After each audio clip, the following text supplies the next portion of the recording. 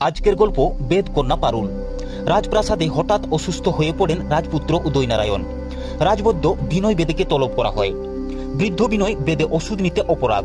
কন্যা পারুল ওষুধের বাক্স নিয়ে আসে। দুজনেই রাজপ্রাসাদে পৌঁছে রাজপুত্রের চিকিৎসা করে।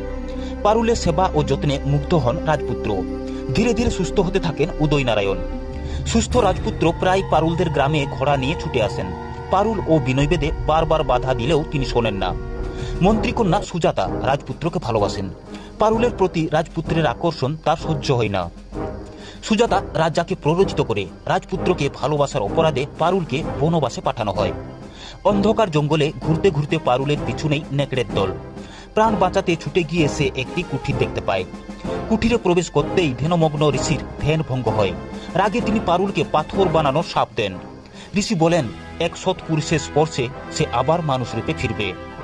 রাজপুত্র পারুলকে না পেয়ে তার খোঁজে বনে জঙ্গলে পাগলের মতো ঘুরতে এসে হাজির হলো সেই ঋষির কুঠিরে। জরাজীর্ণ সেই কুঠিরে কেউ ছিল না, শুধু ছিল একটি পাথরের মূর্তি, ঠিক যেন পারুল। তাই রাজপুত্র নিজের আবেগ ধরে রাখতে পারল না।